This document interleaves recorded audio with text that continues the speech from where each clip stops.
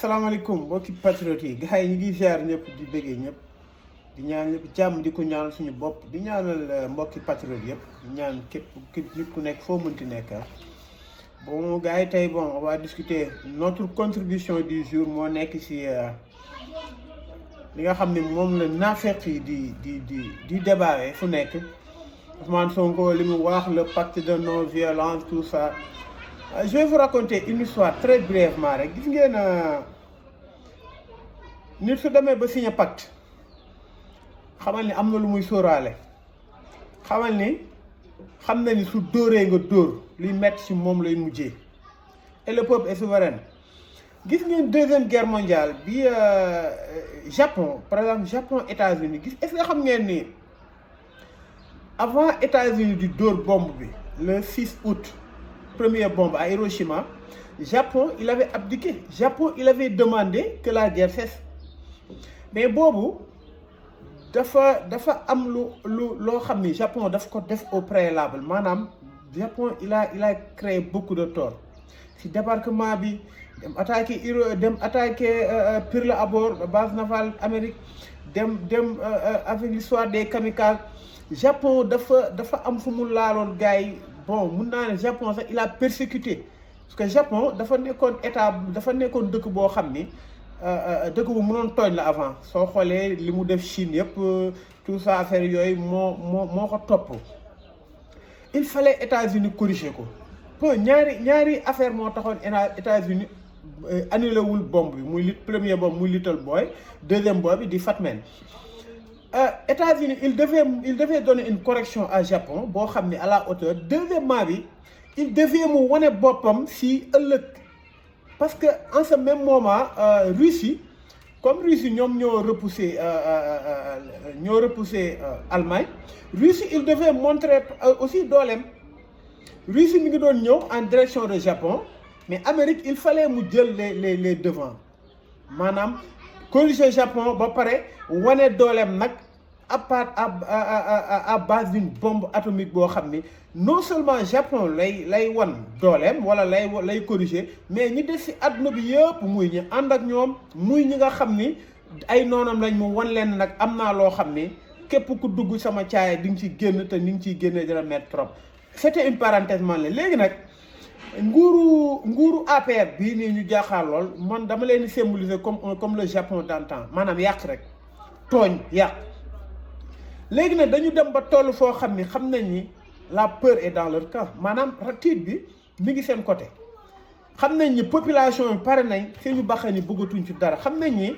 waxu olof njaaye njëkk yooyu dañ ko dépassé ay muñ leen ay yàlla baax na ay xalaatal sa njaboot ay nguur kenn du xeex ak moom loolu dañoo dem ba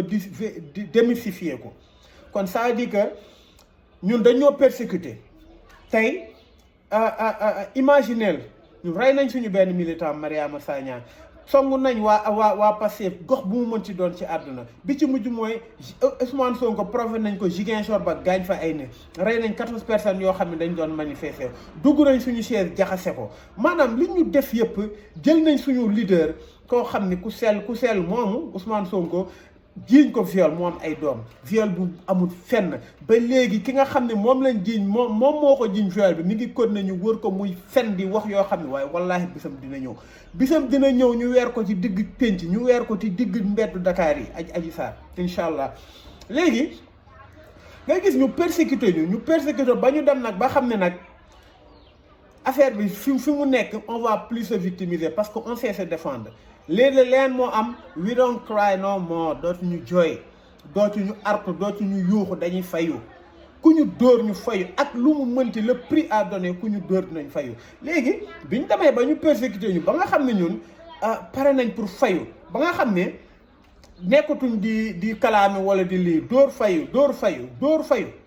ne rek ñu ne léegi pacte non violence on va pas le signer man su ko Ousmane Sonko signé woon man ñu woo ma man Jim Ndiaye ma def man signé ko du ma ko signé je vais aller d'une manière indépendante parce que dañoo supporter lu métti pendant 5 ans 6 ans ñu ñuy persécuté léegi nag ñu dem ba xam ne affaire bi nag dafa commencé wul ba dugg ñu ne non pacte de non violence ak loolu ci mun di seen affaire la kon loolu laa amoon ci lu may wax loolu Ousmane Sonko lu mu def rek daa mel ni yàlla suñu borom moo ko digtal Ousmane Sonko lu mu xalaat ba wax ko soo ko gisee am ci njariñ yàgg nañoo ak moom nag mu ñuy wax ñuy gis marché yi li mu doon métti le seul général boo xam ne moo doon wax nii ak nii la gars yi def muy Ousmane Sonko te lu mu wax ñu gis ko kon nañ leen ko gën a wóolu léegi nag dafa am lu am télé yi ñi ngi wax ñi nga xam ne kii di ngeen gis nu mu tuddati jàkkaarloo bii di ñoom mooy doon seen sujet principal waaye nag dafa am lu xew ñun dañoo dem ba xam ne nakate ñii amuñu xel nakate journalistes yi ak télé yi nga xam ne dañ leen doon xool ci kaw nakate ils étaient pas intelligents l'intelligence nakate ñun ñoo am xel ñun ñoo muus gars yi gënuñ ñun muus lépp lu ñu def xam nañ ko te lépp lu ñu bëgg a wane ñun dinañ ko wane à partir de nos plateformes léegi nag dañoo jaaxle ay milliards def nañ ko ci presse bi te maire yi sax léegi dañoo am seen téléphone seen doom yi dugal leen application lu am ñu seetaan ko kon bu ñu tiit ci côté boobu média bi jarul ñu ci attardé wu jarul ñu ci sonal suñu bopp jarul ñu ci ñëw naan non c'est que déedéet gars yi la peur est dans leur camp nañ leen fasaat suñu jom nañ leen jël suñu fulla ju mat sëkk ak suñu patriotisme teg ko ci kanam est-ce que xam ngeen lan mooy arme bi gën a redoutable bu Macky Sall yooyu sax xam nga lan la ñu bëri dañoo deen nag ay police ak loolu déedéet mooy alal xaalis Macky Sall dafa dem ba yaakaar ni xaalis mun na jënd lu ne arme boobu la yor bu redoutable est-ce que ngeen xam ne arme bu gën a redoutable bu Ousmane Sonko yor ban la mooy doylu dara jaaxalu ko bi may mujjee wax dëgg yàlla bi may rare fois bi ma wax ak Ousmane bi ma mujjee wax ak Ousmane Sonko c'est l'une des rares fois sax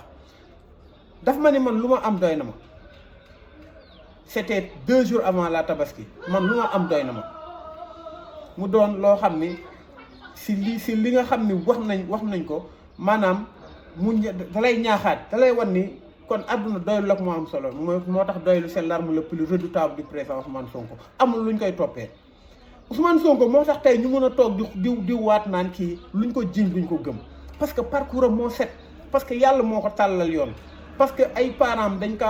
dafa am valeur yoo xam ne yàlla da kaa def si ñoom ñu transcender ko mu si seen biir doom parce que Ousmane Sonko on se nourrit même de ses vertus maanaam jub bi mu jub maanaam doyal bi mu doyal ñun sax dañ ci nourrir dañoo dem ba ñun patriotes yëpp noonu lañ mel kon gars yi mi ngi noonu loolu buñ ci sonal suñu bopp buñ ci taxaw di jàppal bàyyil ay non c'est que nañu wax lu leen neex télé ku mu neex seetaan ku mu neex bul seetaan mais dëgg gi mi ngi sa réseaux sociaux yi te ñoo koy génn dañ continuer di ko génn ku ñu dóor nañu fay man ku ma wokk su ma la pëggee du ma la dóor maa jëri de barki Sëñ Tuubaa tooraa cegi laa lay dóor sa ngaam ñëpp ay wekkeeku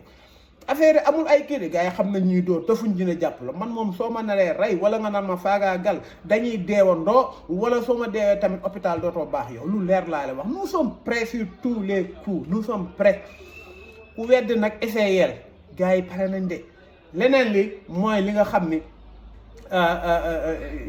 médias yi ñu ngi ko nekk di wax bu mu leen naqari gis nga tey ay société civile bii ngay gis ñàkk jom moo tax société civile Sénégal bi nga xam ne Macron ñëw na tànn ñi gën a aay si àdduna bi soo xoolee benn sénégalais ci bokk société civile bi du làmmiñ ñëpp amuñu xel muusuñu c'est une société civile alimentaire ñenn nga ci gis ñu xaw a kii sax te ñooñu sax saawaay Macky yor l'arme redoutable da Macky muy xaalis sénégalais soo ko bëggee corrompre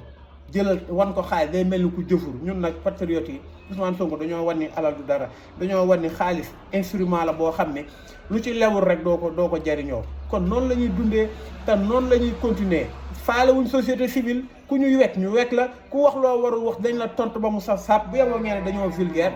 mosoo leen dégg Ousmane Sonko saaga mosoo leen dégg Jim Ndiaye saaga mosoo leen dégg Bassirou Diomaye saaga mosoo leen dégg Issa Diène saaga mosoo leen dégg nit dof saaga mosoo leen dégg su ma nekkee ci lim sax damay juum te mun na mel ni damay am discrimination bu may def par rapport ak ñeneen ñi mais képp kuy patriote yiw bi nga yiw yàlla suñu borom ma kon léegi l'insolence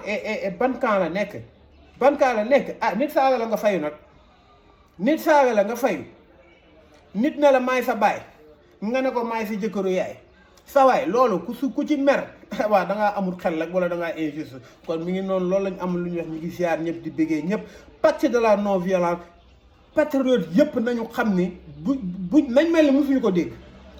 musuñu ko dégg pacte de la non violence daal mooy xam nga mooy lan bu ñu tooñ duñu tooñ kenn ku ñu dóor dinañ fayu ku ñu saaga dinañ fayu ku ñu bumax soo metti kàmm ngay mujjee ku ñu wokk ñu deñ la dóor maa jéeri ku ñu matt say bëñ dootul des dëgg ji sax duñ ko fa bàyyi. kon mi ngi noonu gars yi ñu ngi ziar ñëpp di déggee ñëpp di wax ñëpp ñu jàppaat nañu gën a remobiliser wu nañu gën a joxewaat lépp nañu gën a doylu nañu gën a am jom am fula nañu gën a pare te xam ne fi ñu jëm yegg nañ fa daanaka li ci des nag mooy teg ci suñu lii mu jeex tàkk gars yi ñu ngi ziar ñëpp di déggee ñëpp asalaam.